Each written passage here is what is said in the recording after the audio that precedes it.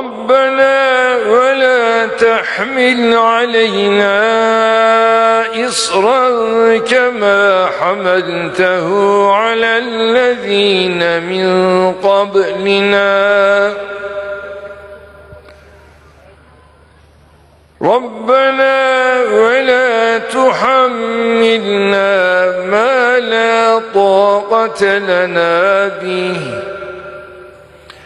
واعف عنا واغفر لنا وارحمنا أنت مولانا فانصرنا على القوم الكافرين.